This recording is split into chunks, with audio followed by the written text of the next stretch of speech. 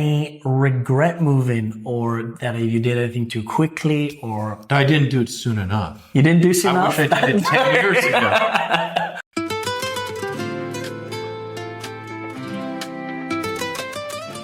Hey guys, Chris here from Mitchell's Prestige Properties, and today we've got Will with us. I'm Will.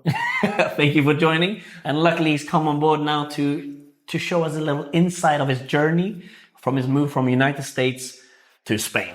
When did the first thought of moving to Spain occur to you?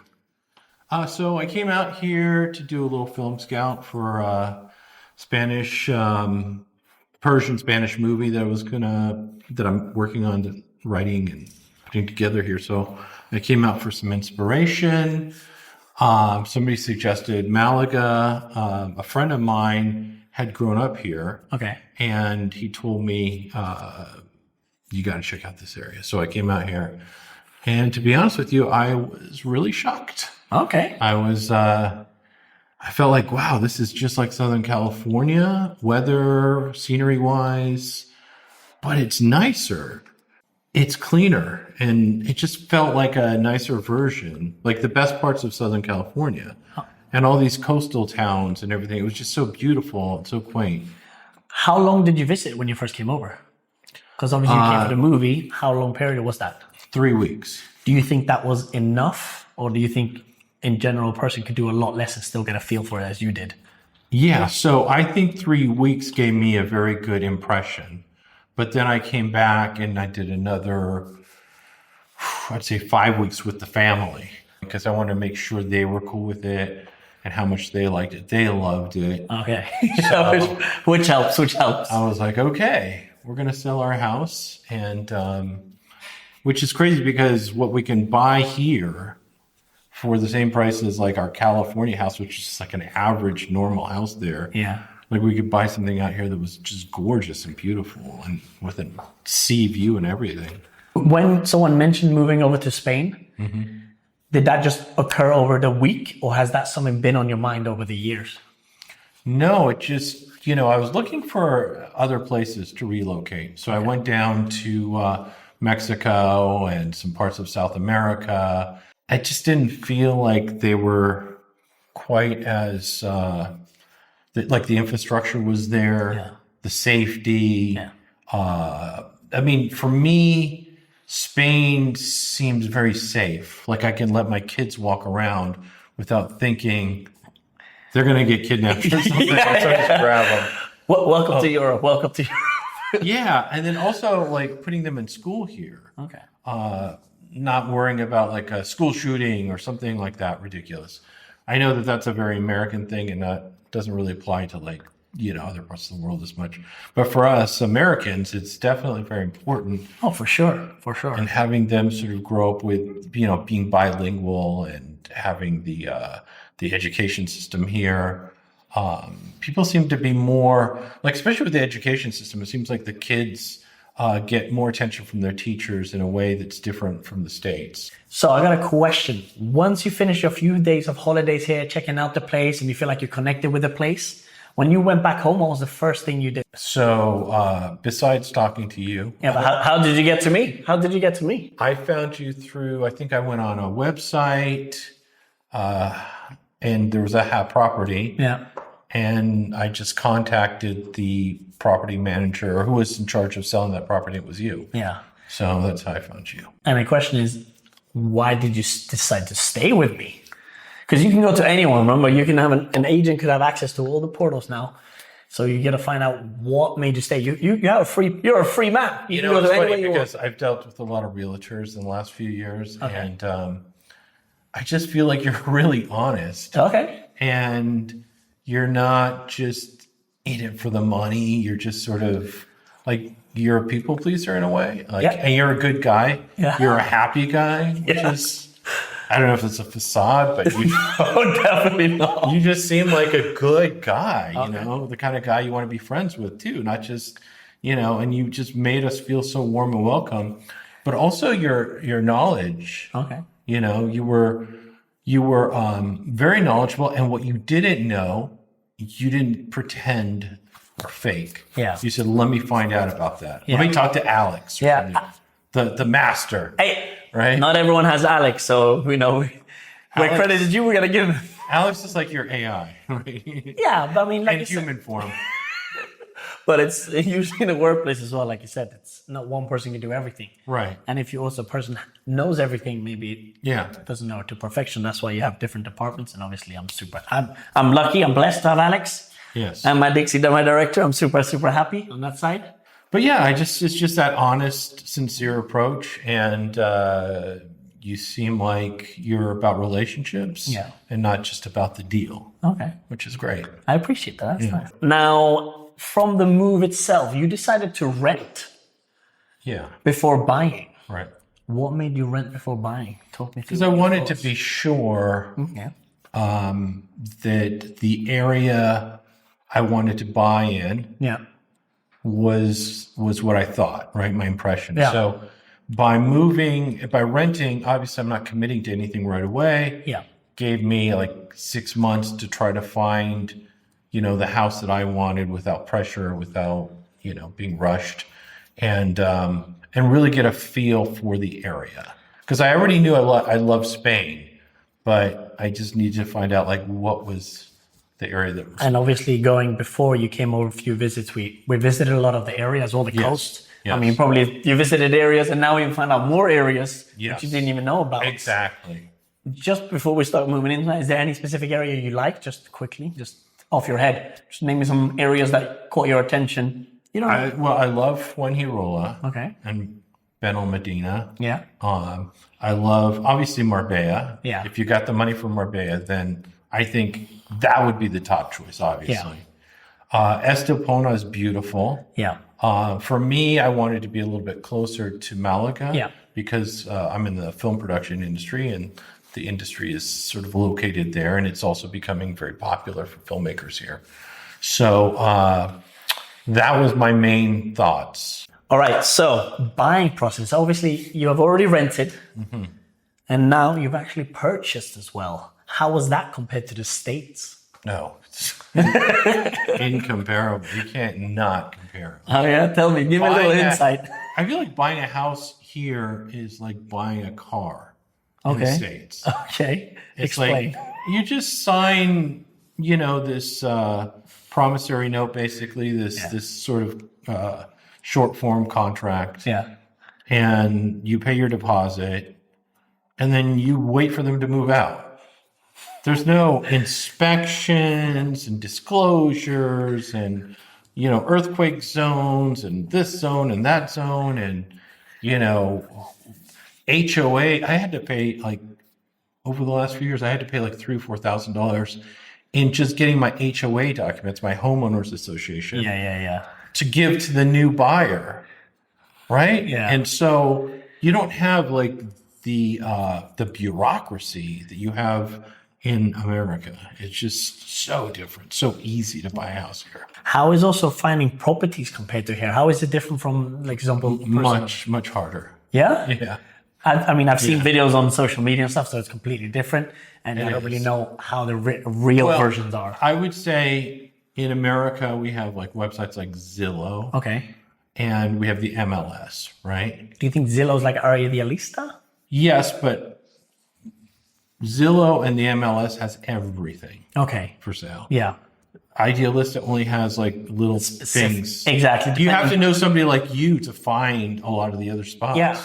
That have your type of resources. I think to a certain extent we're much more realtor dependent here. Yeah. Yeah. There you can almost find your own place without a realtor, but then you need a realtor to close the deal and put the deal together. Oh, really? You can't? Yeah. You can't? No, because they're kind of like realtors almost, are like, they almost do the legal work so what a gestor would do here. Oh, okay. Or a notary, like that's what the real estate agency does there. Yeah. Okay. Yeah. That's interesting. Yeah. That's so different. And they have about, 200 pages of contract documents, disclosures, all that stuff. Oh, wow. Yeah. Well, here's quite easy. Like you said, you just got the gestor and the lawyers. They do all the work for you. So it's kind of like they guide you the right way. Yeah. And of course, the agency, you can provide one, you can find yourself. But like you said, you even went there yourself and it was It was like it never happened, right? Right, exactly. Yeah, which is crazy. It still doesn't feel real because it was so easy.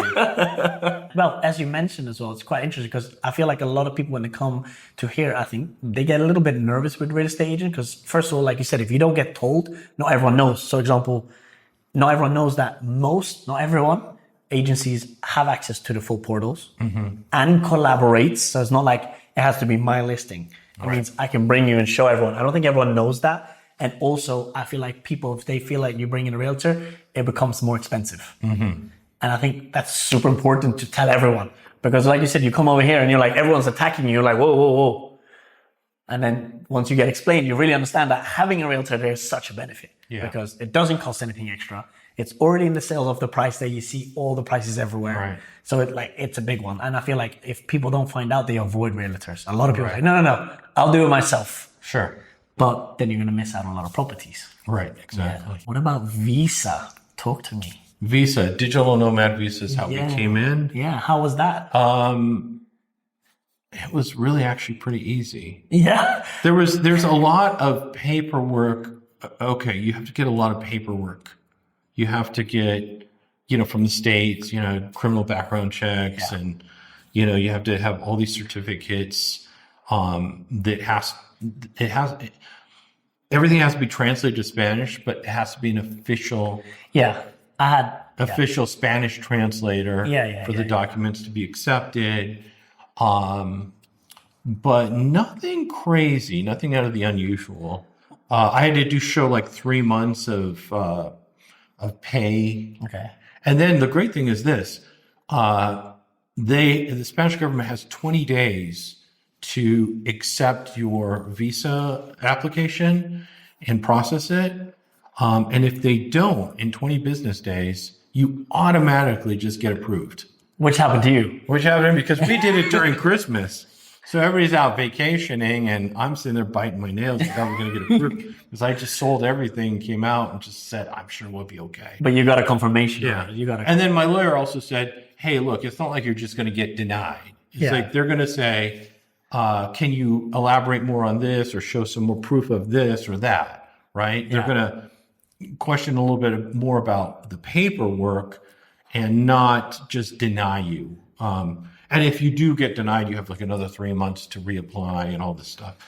All right, now we're going to go to a big one, I feel. Life comparison. So kind of what are we thinking about? Like healthcare or your daily routines with things you enjoy doing and cost of everything. So, so far, it's crazy. We went, both my wife and I have gone to the healthcare clinic to get our prescriptions refilled. All we had to do was show them our American prescriptions, and they just gave us the prescriptions. We didn't have to wait more than 10, 15 minutes to see the doctor. It just mattered. Like, basically, you just show up. If there's people there, then you wait your turn. When there's never more than 5 or 6 people there. And if there's no one there, you just walk right in. So we got lucky. I don't know if that's the norm, but you hear these horror stories, but like that's not been our experience. And then the cost of the medication, the prescription, blew my mind. Of course, again, America, right? Sweden's the same. No, I'm telling you, it's super. Like the price with some of the things. Like what would cost me $350 in the States, $350, was like 15 euros here. Okay, that's crazy. Okay, that's crazy. That is the difference. And and how easy it was to get. All right, now again, costs of your daily routines, living and everything. So I mean, just to your daily restaurants. So just your everyday life. Food is definitely cheaper.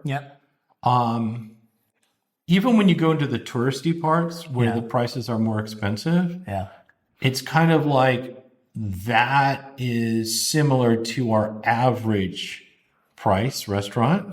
But if you compare like apples to apples, like restaurants on the beach compared to restaurants on the beach, then it's about a quarter of the price. So I would say it's still a lot cheaper. If you go a little more away from the tourist areas, the prices even drop more here. And you're just unbelievable how cheap the food is here, but also how much higher the quality of the food is and how much tastier it is, which is crazy to me. I'm like, it's tastier, it's healthier, and way cheaper. So, Do you have any regret moving, or that you did anything too quickly, or I didn't do it soon enough. you didn't do soon I enough? wish I did it 10 years ago. I wish I'd done it 10 years ago. I wish I knew, because I was looking. I remember years ago I wanted to move out, but then, when we got a certain president in power, that really prompted me to want to leave. Yeah. But there's really nothing. It's crazy because I had this beautiful home in California, but the city was just so boring, and it was soul crushing. Like we just had a few like fast food restaurants that we could go to, maybe one good Thai restaurant. That was about it. And it's all strip malls and fast food, malls and fast food. Also, I think just the quality of life and the attitude of the people and the very, very family oriented country. You can be out at like midnight and see kids playing. Especially like in the summer and vacation. It's crazy. Like, it's just a very different vibe. It's very, very family oriented. To be completely honest, I feel like there's nothing I'm missing. I'm just gaining more. That's super interesting. I'm not missing anything. But I'm actually getting a lot more in terms of in other ways. The natural beauty of Spain too, it just reminds me a lot of California. There's mountains and sea and deserts and Sierra Nevada, snow, unbelievable. Africa. And Africa. You haven't even been yet. We went to Tangiers. No, we went. I took a ferry. It took 1 hour. To go to Morocco. It's crazy. It's like you're in Africa and it feels like the Middle East. I felt like I was in an Indiana Jones movie. How is the wife and the children taking it along? For the first, like having school days now where everything's sorted, you've got bought the house, you're still renting, but obviously you got to move over. They love it. They love it. They do. I think my wife is happier than she's been in a long time. Yeah, but that's nice to hear. That's super. And she speaks fluent Spanish. Which also helps. Helps a lot. That helps a lot. We're going to say that's not. But I'll say this. I don't really speak Spanish at all. Just a tiny bit. Can you hit me with some Spanish? Un poquito or okay. Un pequeña. Don't go too crazy, all right? I don't know. So, but I've gotten through no problem. Like most people speak some English here. And especially areas like Marbella is very international. So because there's so many Scandinavians, British, Irish, and some Americans here. There's just a lot of English speakers. So it's true. And with your translators and your chat GPTs or whatever, it's so easy. But I have to say, I'm a firm believer of getting into the culture, which is why I put my kids in Spanish public school. You did? That's very because I wanted them to be immersed in the society here, and that seems to be a common thing. Actually, the Americans are coming over here, which I think is fantastic. I mean, that's really, really good. All right. Well, I think just to wrap it up, I got just one last big hard question. Okay. You ready? Yeah. Are you happy with the move? Oh God. I mean, there is a great deal of joy moving here. Even from like a health perspective, I feel healthier. I don't get heartburn anymore, which is crazy. I just feel a renewed sense of, I don't know, moving somewhere new. And being able to just jump on a plane for like 20 euros and be in another part of Europe. It's so crazy how you could just, go anywhere in Europe for like nothing. When your taxi ride is more expensive than your flight. Because That's crazy. I flew to Ibiza for like 15 euros. There we go. I was like, that was more than the taxi ride would have been to the airport. Yeah, exactly. But yeah, so I think that, I mean, I'm just so happy here. I've only been here like 3 months, and I already know I don't think I'm ever going back. Well, that's awesome.